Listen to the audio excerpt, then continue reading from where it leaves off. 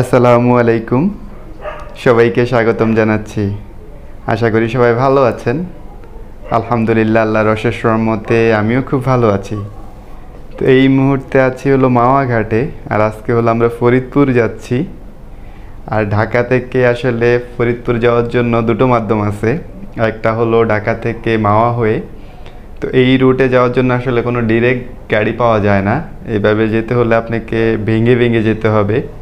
প্রথমে হলেও ঢাকা থেকে মাওয়া যেতে হবে। তো এই যে সকালবেলা যাত্রাবাড়ি থেকে ইলিশ পরিবহনের একটা টিকিট, নন এসি বাসে হলো 85 টাকা করে ওরা ভাড়া নেয়, আর এসি গাড়িতে হলো 120 টাকা করে নেয়। মোটামুটি নন এসি গাড়িতে গেলে আপনাকে 30 মিনিটের মতো সময় লাগবে যাত্রাবাড়ি থেকে একদম মাওয়া ঘাট পর্যন্ত। কখনো কখনো সেটা 35-40 মিনিটও লাগে। তবে রাস্তা আসলে খুবই ভালো, চমৎকার। ঢাকা মাওয়া রোড আপনারা সবাই জানেন, এটা বাংলাদেশের সবচেয়ে সুন্দর হাইওয়ে। তো আমরা যখন যাচ্ছিলাম তখন আসলে একদম সকালবেলা ছিল, রাস্তাঘাট খুবই ফাঁকা ছিল, যার জন্য কোনো যানজটের মধ্যে আমরা পড়িনি। মোটামুটি 30 মিনিটের মধ্যে আমরা প্রায় মাওয়া পৌঁছায় গেছি।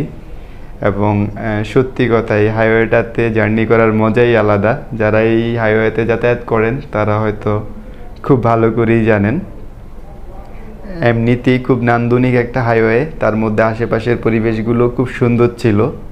একদম মানে দূরে সবুজ মাঠ, ফসলের ক্ষেত, এইগুলো দেখতে দেখতে আসলে কোন সময় যে আমরা মাওয়া চলে গেছি বুঝতেই পারিনি। একদম স্মুথ একটা জার্নি ছিল। তো চলেন যাওয়া যাক সামনের দিকে। আর আমরা আসলে আজকে সেখানে যাব এবং কেন যাব এই গল্পটাই আপনাদের সাথে শেয়ার করব। তো যাই হোক, অলরেডি আমরা মাওয়া ঘাটে চলে আসছি, আর এইটাই হলো আমাদের সেই ইলিশ পরিবহনের গাড়িটা। আর এখন হলো এখান থেকে আমরা নামবো।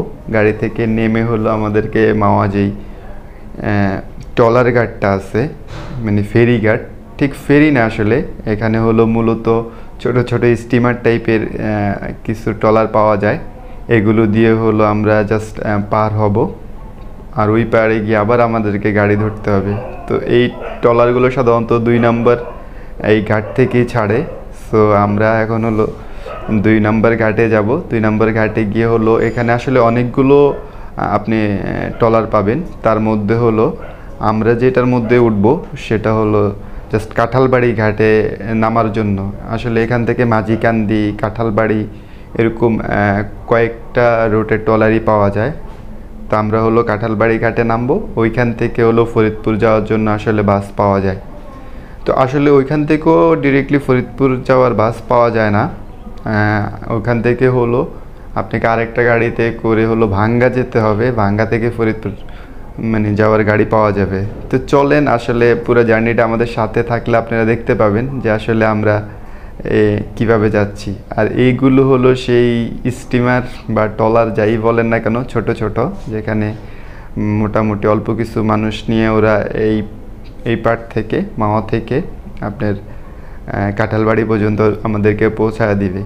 আর এইগুলোর ভাড়া হলো জনপ্রতি আসলে 90 টাকা করে নেয় ওরা। আর এই যে এখন হলো আমরা ট্রলারে অলরেডি উঠে গেছি। আর ট্রলারে উঠে হলো এখন জাস্ট আমি বাইরে একটু হাঁটতে আসছি, আর আমার সাথে হলো আমার ওয়াইফ আছে, সে হলো ভিতরে বসে আছে। তো এখানে আসলে আমাদের সময় লাগবে মোটামুটি এই পার থেকে ওই পার যাইতে প্রায় 1 ঘন্টার মতো। তো কখনো কখনো এটা কম বেশি হয়। আর আজকে হলো মানে আমরা যেই স্টিমারটাতে উঠেছি এটা খুবই লোকারণ্য, অনেক মানুষজন দেখতেছি যাইতেছে। তো চলেন যাওয়া যাক।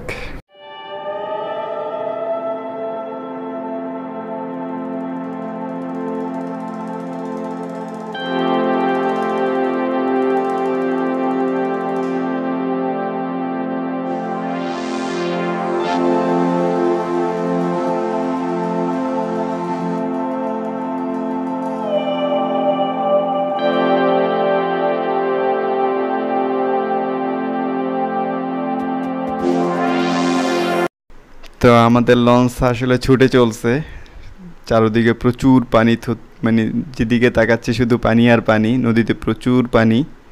আর এদিকে হলো আমাদের টিকিট কাটতেছে, এই যে ওনারা দুজন হলো পুরা একদম স্টিমারে যত যাত্রী আছে সবার টিকিটগুলো কেটে দিচ্ছে। তো যাই হোক, এইভাবে হলো আমাদের যাত্রাটা চলতেছিল, ভালোই লাগতেছিল।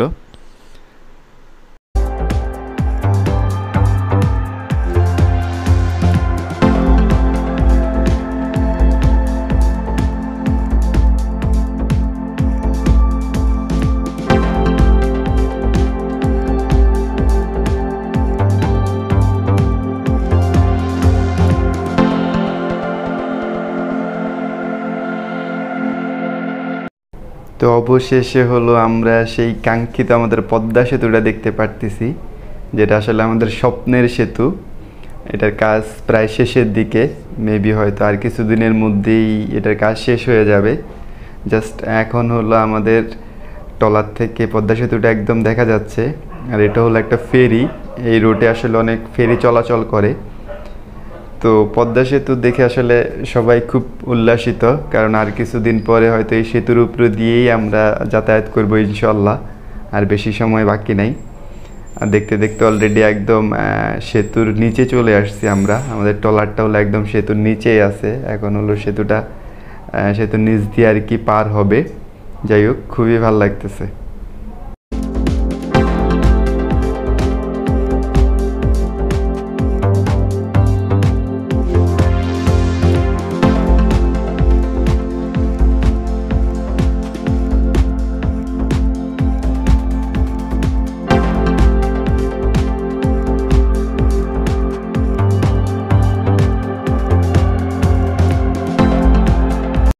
তো অলরেডি আমরা হলো কাঁঠালবাড়ি ঘাটে চলে আসছি।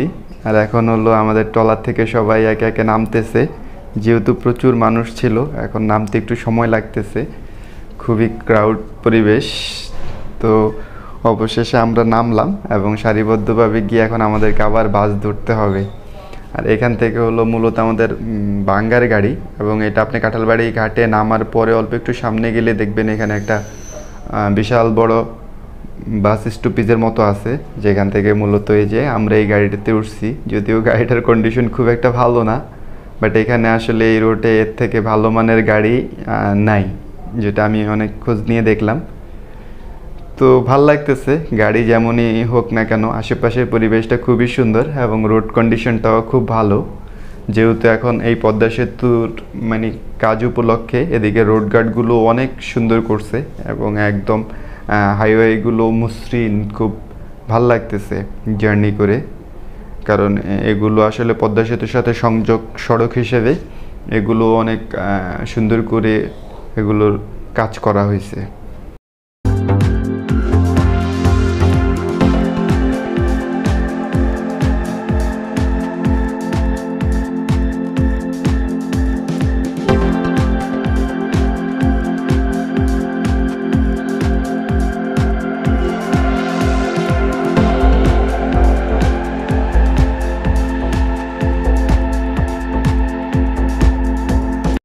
আর এইটাই হলো ভাঙ্গার সেই গোল চত্বর, যেখানে আসলে বিশাল বড় একটা গোল চত্বর। এখানে 4টা রোড চারদিকে গেছে। এই জায়গাটা অসম্ভব সুন্দর। আর এখানে হলো আমাদেরকে গাড়ি থেকে নামায়া দিছে। তো জাস্ট এখানে হলো এই ফ্লাইওভারটার নিচে নামার পরে এখান থেকে আবার এরকম আমরা কিছু ভ্যানে করে মাত্র 10 টাকার বিনিময়ে হলো ওই পাশে যাওয়া মানে বাস স্টপেজে গিয়ে গাড়িতে উঠতে হবে।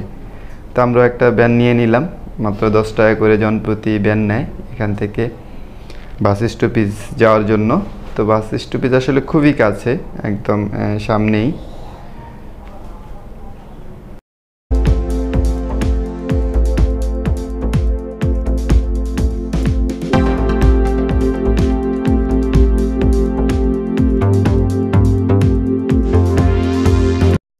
তো এইটাই সেই বাস স্টপেজ। আর এখানে এরকম একটা রিপন পরিবহন নামের একটা গাড়িতে হলো আমরা এখন চড়বো। এটাতে করেই মূলত আমাদেরকে ফরিদপুর শহরে পৌঁছায়া দিবে। তো যাই হোক, এদিকে একটা রোড খুলনা, একটা রোড ফরিদপুর, রোড সাইন দেওয়া আছে। তা আমরা হলো একদম সোজা যে রোডটা, সেই রোডটা ধরে যাব। সেই রোডটা ধরেই আসলে ফরিদপুর যেতে হবে। আর হাতের বামে যে রোডটা, সেটা দিয়ে হলো খুলনা ওদিকে যায়, খুলনা বরিশাল ওই রোড দিয়ে যেতে হয়। তো অলরেডি চলে আসছি আমরা, ফরিদপুর শহরে চলে আসছি। আর এখন হলো একটা এরকম অটোরিকশায় করে আমরা জাস্ট আমাদের যেই গন্তব্যস্থল ওখানে যাব। আমরা মূলত হলো আজকে এখানে ডিসি অফিসে আসছি, মানে জেলা প্রশাসকের যেই কার্যালয় এখানে আসছি, এখানে আমাদের একটা কাজ আছে। তো যাই হোক, মোটামুটি পুরা জার্নিটা আসলে যদিও ভেঙে ভেঙে আসছি, বাট তারপরে সব কিছু মিলে খারাপ ছিল না, ভালোই ছিল। মানে আমার কাছে অ্যাটলিস্ট ভালো লাগছে, যদিও আসলে ডিরেক্ট কোনো গাড়ি নাই, ডিরেক্ট গাড়ি থাকলে হয়তো আর একটু ভালো লাগতো। আর এখানে দেখেন কি চমৎকার একটা কৃষ্ণচূড়া গাছ, এই ফুলটা আমার খুবই ভালো লাগে। অবশ্য ফরিদপুর শহরের এই অবস্থাটা খুবই ভালো, সব কিছু দেখে আসলে গুছানো একটা শহর মনে হয়েছে আমার কাছে।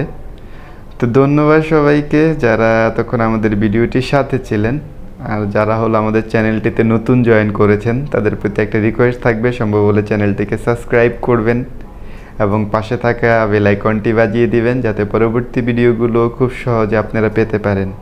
আর আমি সাধারণত এরকম ট্রাভেল টাইপের ভিডিও আপনাদের সামনে উপস্থাপন করার চেষ্টা করি, এবং কখন কোথায় যাই, কী টাইপের ট্রাভেল করি এবং ট্রাভেল কস্টগুলো কেমন, এগুলো সাধারণত আপনাদের সামনে তুলে ধরার চেষ্টা করি। তো আশা করি যারা এই টাইপের ভিডিও ভালোবাসেন বা যারা পছন্দ করেন তারা চাইলে আমার চ্যানেলটিকে সাবস্ক্রাইব করে রাখতে পারেন। তো অলরেডি আমরা হলো একদম কোর্ট চত্বরে চলে আসছি। এটা একটা কোর্ট চত্বর। এই পাশে হলে যে এটা যে লাল বিল্ডিংটা দেখতে পাচ্ছেন এটাই কোর্ট ভবন, এটা হলো ফরিদপুর কোর্ট ভবন। আর এই কোর্ট ভবনের থেকে অল্প একটু সামনেই হলো ডিসি অফিস। তো দেখতে দেখতে আমরা হলো একদম ডিসি অফিসের সামনে চলে আসছি। ইনশাল্লাহ ডিসি অফিসে কি করলাম এবং আবার ঢাকা কিভাবে ব্যাক করলাম ইনশাল্লাহ পরবর্তী পর্বে আপনাদের সামনে তুলে